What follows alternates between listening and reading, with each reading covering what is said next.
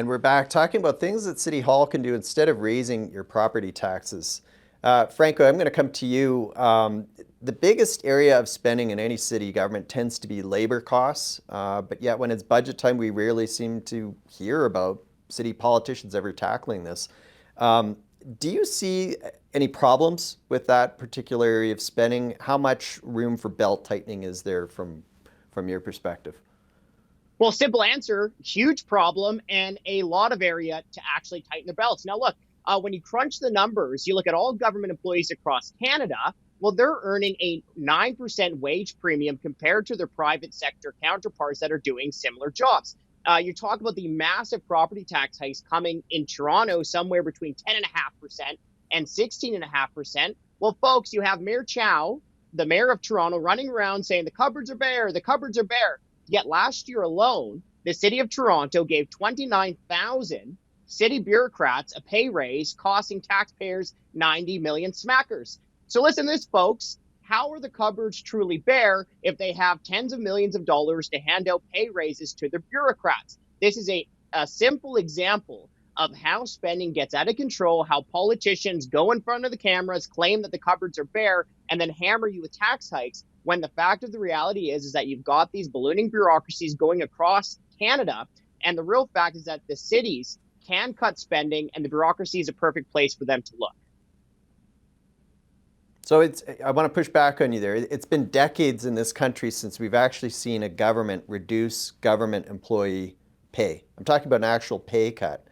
So this idea out there that, there is this gap, but no one's doing anything about it. What do you think needs to happen in order to finally see some type of change there?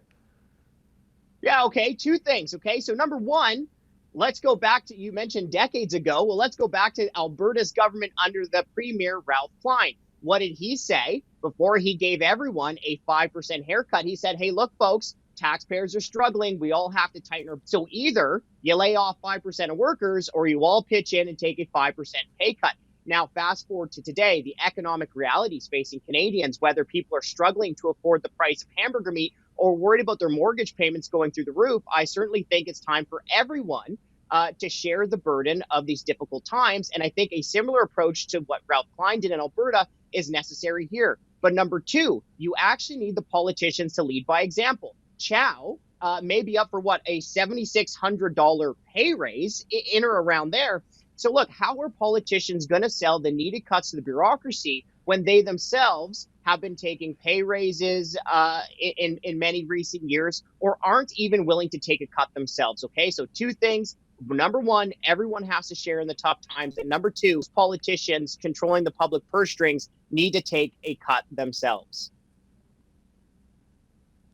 Okay, Matt, what do you think? Is it a problem? Is it realistic, as Franco's suggesting, that you just simply need councils to come in and try and reduce pay? Is it that simple? What's your take on this?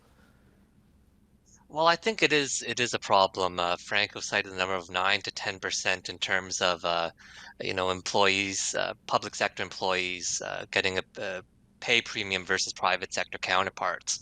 If you start looking at benefits and job security and so forth, that number jumps to something like 20 to 30%. So the labor costs of municipalities is really, I would say, bloated. Now, the problem, of course, is, as you mentioned, it is very hard to get pay cuts through. Um, I think it's just a general rule of government that you're not going to expect to see things that are run as carefully as in the private sector.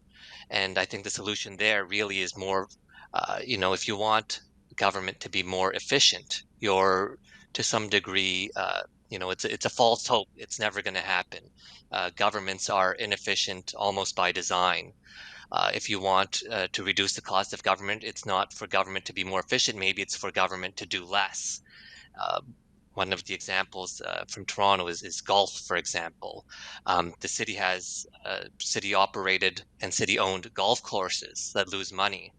Um, there was a city report a few years ago that says, including overhead expenses, golf operations cause a net loss on an annual basis. And in 5 of the last 8 years, um, the publicly owned golf courses lost money, and that's even before you count millions of dollars of capital expenditures. So I think if you want to get the labor costs under control in cities and costs in general, it's really more to do with um, you know what can cities do less as opposed to how can we run the city Matt, we're better going or to pick up on make the this city in more just a efficient. moment. We got to take a commercial break.